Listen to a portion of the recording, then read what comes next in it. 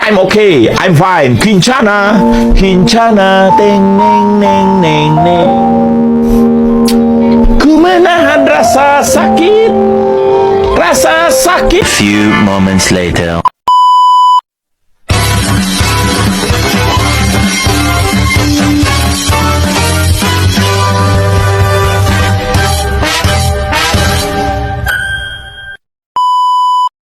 Pendidikan mulai dianggap penting saat kebijakan politik etis dilakukan oleh pemerintah kolonial.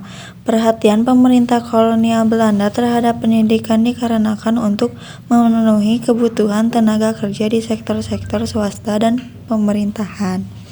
Tetapi sekolah-sekolah yang didirikan pemerintah menganut sistem pendidikan barat dan hanya bisa dimasuki oleh kalangan bangsawan.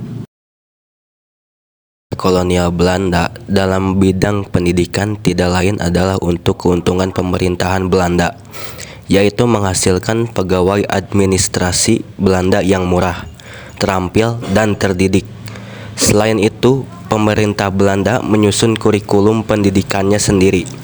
Akibatnya, perkembangan pendidikan dan pengajaran di Indonesia sampai abad ke-19 menunjukkan kecenderungan politik dan kebudayaan. Era pemerintahan Hindia Belanda, tidak semua masyarakat mendapatkan pendidikan. Masyarakat yang mempunyai jabatanlah yang dapat merasakan pendidikan, seperti keturunan raja, keturunan bangsawan, pengusaha kaya, dan yang lainnya. Contoh sekolah yang didirikan pada masa awal pemerintahan kolonial Belanda antara lain, yang pertama adalah Sekolah Angka 1 Eerste Klas, yang kedua Sekolah Du Tweede Klas, dan yang ketiga Headlands Inklet School, yang keempat Meer Uitgebreid Leger Onderwijs, dan yang kelima Algemeen Middelbare School. Dampak penjajahan bangsa barat di bidang pendidikan antara lain: 1. Munculnya golongan-golongan terpelajar di Indonesia. 2. Bangsa Indonesia bisa membaca dan menulis sehingga dapat menjadi tenaga-tenaga kerja di perusahaan Belanda. Masalah yang terjadi pada saat penjajahan di bidang pendidikan diantaranya: yang pertama, hanya kalangan atas dan bangsawan yang dapat bersekolah, sementara kalangan bawah dilarang untuk bersekolah.